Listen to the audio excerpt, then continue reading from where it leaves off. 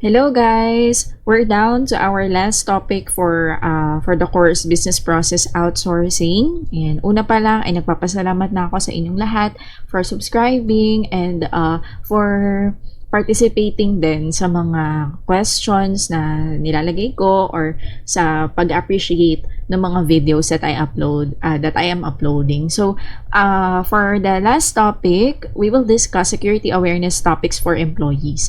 In the past video about the BPO, I discussed about business continuity planning. So, paano mapapagtuloy-tuloy ang isang negosyo sa mga panahon na nagkakaroon ng crisis. So, yun. So, ngayon, ano yung mga dapat nating i-train sa mga employees natin para maging aware sila when it comes to the security of the data na meron yung isang company or even the physical security that they have in their company. So kasi ngayon 'di ba sa in immensely network systems, yung mga organizations ngayon, especially yung mga nasa outsourcing companies, they cannot protect their confidentiality, integrity, and availability of data without implementing an effective and reliable security training program. So this is really important ngayon dahil sobrang naka-network na tayo, connect na tayo in other companies, especially if you are outsourcing. Actually, according to Kaspersky Lab report, more than 46% ng cybersecurity incidents are due to human error, and enterprises suffer multi-million-dollar losses recovering from staff-related disasters. Okay?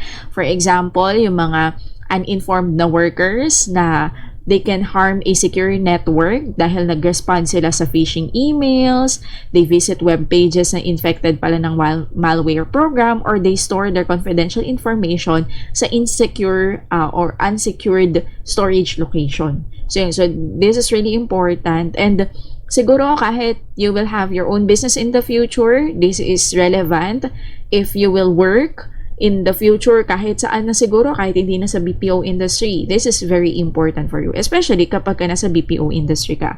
So, let's start with, so at the end of this lesson, you should be able to know and be aware of the different security awareness topics to be conducted to BPO employees and kahit kaninong employee naman ito. Next is understand crisis management and differentiate crisis management from risk management. So after nitong topics na to, I will discuss briefly yung crisis management. So pahabol lang ito. So let's discuss the 10 security training topics. Number 1 is clean desk policy. Okay? So, syempre, para ma-prevent yung staff-related incidents na sinabi ko nga kanina na according to the study, sobrang laki ng percentage na ang mga cybersecurity incidents ay dahil sa mga pagkakamali ng staff. Okay? Organizations must implement a viable security training program. So the ideal program should incorporate the following training exercises. So these are the 10 training exercises. Number 1 is the clean desk policy. So according to the mandates of a clean desk policy, the only papers that should be left out are the ones relevant to the current project you are working on. Okay, lahat daw ng papers dapat na nasa desk mo, relevant lang sa kung ano yung tinatrabaho mo ngayon. All sensitive and confidential information should be removed from the desk and at the end of each working day. Bago ka umuwi, dapat, malinis yan, nakaalis dyan, lahat ng mga papers, even the sticky notes, ayan, di ba? Kasi mahilig tayo, lalo na kung mga nasa office. And I experienced that when I was, nag-OJT ako. So yun, so di ba nakakatuwa kapag may mga sticky notes sa computer mo, ganyan. Pero, that's the clean desk policy. You should take it out, lalo na kung merong mga password na nandyan. During lunch or emergency departure, during office time, all critical information should be placed in a locked desk drawer. Okay? Kasi yung mga sensitive information na nasa desk natin, such as nasa sticky notes, papers, or printouts lang, those can be easily taken by thieving hands, yung mga nagnanakaw, or kung meron nang nag-spy sa company nyo, merong gustong makaalam ng particular information, pwede yung makuha talaga sa inyo. So you have to be sensitive with that. So you can train your employees to, or i-promote nyo na yung clean desk policy para masanay na yung mga employees mo na every time na uuwi sila, aalis sila, maglo-lunch sila, wala silang iiwan na importanteng paper sa kanilang desk. Okay, so that's the number 1. Next, Ayan. Number 2 is bring your own device policy. BYOD covers the employee's personal computing possessions which might be used in a work setting. It could be your laptop, it could be your mobile devices, audio players, digital cam, and various other portable electronic devices which could be utilized to steal sensitive data. Ito, sa BYOD policy, parang i-inform mo lang ang mga employees, you should train them that they should bring their device anywhere with them. Or, kung hindi naman madadala, dapat meron kayong locker sa inyong office. Ayan, tapos doon nila pwedeng ilagay yung mga, halimbawa, may laptop sila na ginagamit sa kanila habang nagtatrabaho sila. So, pwede nilang iwanan doon kung ayaw nilang dalhin pa uwi. So, yun. So, kasabay din dito sa BYOD yung mga allowed applications on them doon sa mga laptop na yon. Minsan, di ba naisip lang natin, ayaw lang nila kasi kami nanonood lang sa YouTube, sa Netflix, ganyan. Pero we really don't know na isa din pala ito sa pwedeng maka-threat sa company kapag meron kang sinubscribean o kaya naman may nahack, ganyan, ng mga website. So yun, so kaya kung meron kang company laptop or PC, parang yung iba, ini-screen nila kung ano yung mga applications na pwede mo lang na ma-install dyan. So, yun. So, sa BYOD din, it should include the password protection to protect critical data in case of theft or damage. In addition, each device should be updated with the latest antivirus program specified. Especially if you are in a tech company, ayan, o kaya IT company, or anywhere. So, yun. So, dapat talaga alam mo ito and dapat or ina-update mo from time to time yung password protection program mo or kung meron kang antivirus. So that's the BYOD policy. Okay, next is the data management. Sa data management naman, employees should learn about all the types of data so that they can understand their business critically or their business's criticality. Okay, so there are numerous types of data. For example, there is a backup copy ng customer contracts, mission statements, ayan, and minsan yung mga employees, they are not aware of this fact na at different situations, kailangan mo itong particular data na to. And at a different situation, ito naman yung data na kailangan mo. So, yun. So, for example, nasa finance department ka, sa financial standpoint, ang mas kailangan nila ay customer contract kesa sa mission statement. Okay? So, we should know, yung mga employees should know what kind of data ang kailangan for a particular department, ganyan, para iyon yung masupply nila. So, one more thing about the data management, baka kasi meron na palang data sa inyo or papers na nakaw, hindi mo pa alam kasi hindi pala ayos yung pagmamanage mo ng data nyo. So, this is really important for the company. Next is for removable media. Your corporate personnel must be educated about the menaces of unsolicited removable media and prohibited from accessing any stray media such as an external hard drive even if it is on a secured system. Okay? Merong mga company laptops or mga PC na hindi talaga sila allowed to na lagyan ng hard drive or saksakan ng USB. Why? Kasi it can be the source ng virus. Ayan. Pwedeng, halimbawa may napulot kang hard drive, tapos, kanino kaya to? Check mo sa laptop mo kung kanino yon, diba? Titingnan mo yung laman. Yung pala may laman yun na malware talaga para masira yung company laptop nyo. So, yun. So, sinasabotahe pala talaga kayo. So, yun. So, this can be a big crisis for the company if it happened. Okay, so kaya yung ibang companies, it's better na lang talaga to not wag nilang payagan, parang iset up nila yung mga devices nila na hindi pwedeng saksakan ng mga removable media. So yon. So that is for the number 4. And the 5th one is safe internet habits. So you have to train your employees about this proper or the safe internet habits. Security training program should incorporate safe internet habits that prevent attackers from penetrating your corporate network. Almost every worker, especially in the tech business, they all have access to the internet. So for this reason, kailangan i-secure ang usage ng internet.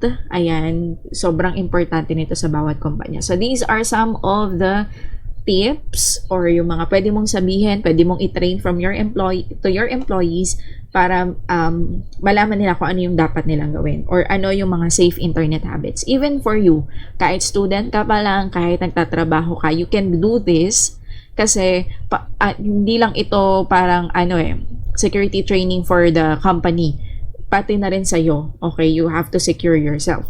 First is employees must be conversant with phishing attacks and learn not to open malicious attachments or click on suspicious links. This is achieved by a deeper understanding of the warning signs of a phishing attack. So, if you will go sa mga bangko, naalala ko lang kasi meron silang mga parang commercial or ads sa mga TV nila na pinapakita nila ano yung mga scam, ano yung mga content ng mga or sample ng mga emails or yung mga nagpa-pop up na pwedeng scam pala yun, okay, or phishing para kunin yung password mo, kunin yung one-time password mo, ganyan. So yun, so it's the same with the employees. Ikaw din as a person, you should not open any malicious attachment. So, basta may nag-pop up, halimbawa, do you want to earn 100,000 per month, 1 million per month, ganyan, tapos kinlik mo, ganyan. Pagka-click mo pala, kukunin na nun lahat ng information, pati yung mga online banking transactions mo dun sa computer mo, ganyan. So, it will really cost you a lot. Kung ikaw nga sa sarili mo pag ganun yung nangyari sa'yo, it will cost you a lot. What more pa for the company? So yun, next is, it's better to disable pop-up windows as they invite risks. Ayan, di ba? Kasi minsan medyo nakakainganyo talaga yung mga ads Parang yung mga nagpa-pop up, parang gustong-gusto mong i-click, ganyan. So, better not to, or disable mo na lang yung mga pop-up windows. Ayan, para hindi mo na talaga maklik yon. Number 3, users should refrain from installing software programs from unknown sources, especially links infected with malware. So, wag kang install ng install. Ayan, I've experienced it in my past laptops. Talagang nagbumabagal. Okay, so wag kang install ng install, especially yung mga free. Ayan, mga free apps or free software, ganyan. Tapos, o kaya mas pinipili mo yung mga free kaysa yung bayad, ganyan, yung pala merong virus yon. O kaya naman free nga talaga, pero yung pinag-downloadan mo, halimbawa yahoo.com, 3 yung O, ganon. So yun, so minsan kasi ganon na may look natin yung mga ganon. So you have to be mindful of that, especially if you are working in the company or ginagamit mo yung gamit or resources ng company sa pagtatrabaho mo. Number 6, security training topics that we should cover or we should inform or we should train our employees is physical security and environment controls. Security awareness isn't just about what resides in your company computers or handheld devices. Employees should be aware of potential security issues originating in physical aspects of the workplace. So, hindi lang yung mga devices natin ang dapat nating tinitingnan or minamatsyagan, even the physical security. This includes spatial awareness as well as physical components. So, yung physical security kasi it encompasses physical aspects of the building, from keycard-enabled door locks to locked and secured data banks with regulation fire extinguishers and properly reinforced glass. Okay? So yun. So these are some of the spatial issues. For example, there are visitors or mga bagong hire, tapos sinitingnan ka nila in typing your password. Ayan. So this is called shoulder surfing. Okay? Pwede kasing spy pala siya o kaya meron pala talaga siyang plano sa negosyo kasi bagong hire pa lang naman siya, so hindi mo alam kung legit ba talaga na gusto niya talagang mag-work in that company. So yun. So you should be mindful of that. Next is letting in visitors claiming to be inspectors. Ayan, yung mga nag-i-impersonate na ako po yung supplier, ako po yung pipick up ng ganyan, yung mga ganyan. So yun, so that's another issue, diba? Pwede palang nanakawan na pala kayo sa loob kasi akala nyo, iyon pala yung hinihintay nyong tao. Ayan, leaving passwords on pieces of paper. Ayan, yung sa clean desk policy. Kaya it is really important. Baka kasi merong, alam mo yun, nag-impersonate nga, tapos nakita niya merong password, kinuha niya. Or even, kahit nga sa mismong, sa loob ng company, nagkakalokohan na. Halimbawa, co-employee mo, nakita niya yung password ng PC mo, tapos binuksan niya, and then nag-chat siya, tapos sinabi niya, nag-chat siya, tapos sinabi niya, padalhan siya ng ganito, ganyan. Kasi I've experienced that. So my friend, her co-employee, used someone's or yung katrabaho din nila na account. So yun, para manghingi ng pera. So yun. So it could be possible also. Next is leaving one's computer and on and not password protected. Ayan. And leaving an office issued phone or device out in plain sight. So yung merong ibang mga company computers na kapag ka 2 minutes ka na or 5 minutes ka nang hindi ginagalaw yung laptop, automatically mag-generate na siya ng password. So kailangan mo nang i-type yung password mo after mong or bago mo siya mabuksan ulit. So yun, so that is really good kasi it is for protecting the security of your device. So, yun. Or, kung meron ka mang office phone, ayan, kailangan dalhin mo din talaga yan palagi or merong password para hindi agad makuha yung specific information for that. Okay? Next is social networking dangers. Ayan. Nowadays kasi, di ba, yung mga enterprises, we use social networking as a powerful tool to build a brand, either locally or globally, and to generate sales. Halimbawa, pinost mo sa Facebook, ganyan, okay naman, you use social networking sites, okay? Unfortunately, malaki naman talaga yung tulong nun sa atin, pero unfortunately, it also opens the floodgates for phishing attacks, okay? That could lead your company sa immense disaster, okay? So, to prevent the loss of critical data, the enterprise must have a viable social networking training program that should limit the use of social networking and guide employees with regard to the menace of their phishing attacks. In addition, ask your employees not to provide their credentials or login information to unknown sites or sites that are similar to the original one. Ito yung mga, Yahoo, instead na 2 O lang, nagiging 3 O, ganyan. So, na-mislook mo yon. Yan. So, you have to be mindful of that. And, do not give or your credentials and your login information sa mga sites. Okay, you have to be careful in giving your credentials. Ayan, especially kung mga credit cards, ganyan. So, that is number 7. Next is email scams. Ayan. So, the security training program of your organization has to include some tips for employees to make them aware of email scams and educate them about avoiding these scams. Okay, it involves fraudulent and unsolicited emails that claim to offer a bargain for nothing. A scam emails lures a user for the free offer, bogus business opportunity, guaranteed loans or credit, easy money, health and diet schemes, and so forth. Okay? So, kailangan mong maging mindful, especially sa mga scammers via email. Kasi alam nila maraming gumagamit niyan sa work, ayan, sa mga nag-a-apply. So, yun yung gagamitin nila for that. So, yun. So, you have to be mindful and be careful of that. Next is, ayan, ito yung mga email tips. Ayan, do not trust unsolicited emails.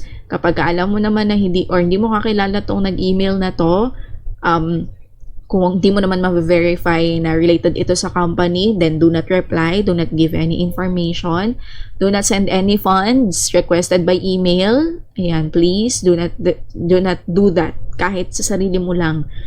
Kapag merong nagpanggap na empleyado ng bangko na kinukuha yung details mo sa online banking mo, so do not do that.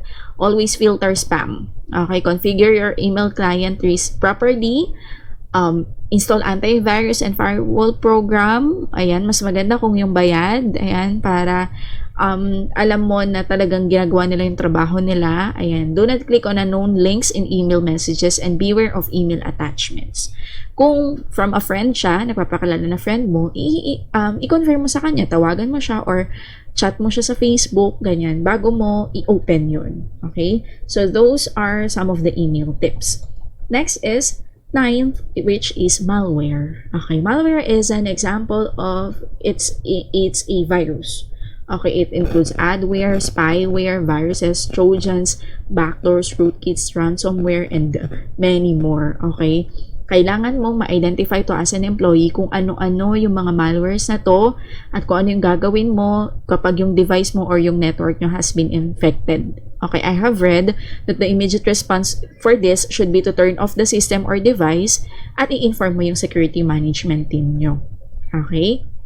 Number 10 is, or are hoaxes. Okay, a hoax is defined as a falsehood or deception that is fabricated deliberately to subterfuge and victimize the users. The attackers generally use hoaxes through emails to harm employees. So, yung hoaxes, okay, parang i-deceive ka nila. For example, kapag hindi mo to, kapag hindi mo binuksan ang link na to, kapag hindi ka nag-reply, your computer will automatically turn off after 30 minutes. Mga ganyan, okay? So, yun. So, those are some example of hoax. So, instead of trusting those kind of emails, you should learn how to respond to those emails. So, okay? Or not to respond anymore. Okay, only emails that are verified by your security department and relevant to your corporate business should be trusted. So in case of any threatening email, meron ng pang the death threat sa'yo, meron ng pang blackmail, ganyan, you should immediately alert your IT security department. Okay, so those are the 10 security topics that we should inform our employees. If you know pa yung iba, kasi marami pa yan, hindi lang 10 yan. If you know something pa or pwedeng i-add, you can type it down on the comment section. Now, let's proceed with crisis management. So, this is the very, very last topic that we have here. Okay, mabilis lang to. So, medyo napag-aralan na rin natin yung crisis management ng mga nakakaraang sa BCP, sa Business Continuity Planning. So, let's just review this, okay? Sa crisis management, it is identification of threats to an organization and its stakeholders and the methods used by the organization to deal with these threats. Kung meron ng threat, ano nang dapat na gawin? Okay? Due to the unpredictability of global events, organizations must be able to cope with the potential for drastic changes in the way they conduct business. Especially, di ba, ngayon ng pandemic. So, sobrang naging malaking crisis ito. So, yun. So, we will now see kung gaano na-manage or gaano na-pagplanuhan ng isang company yung business nila kapag nakaharap sa isang crisis. Okay, so it often requires decisions to be made within a short time frame, lalo na kung bago yung crisis na nangyari. And often after the event has already taken place, kung kahit na nangyari na yung isang crisis.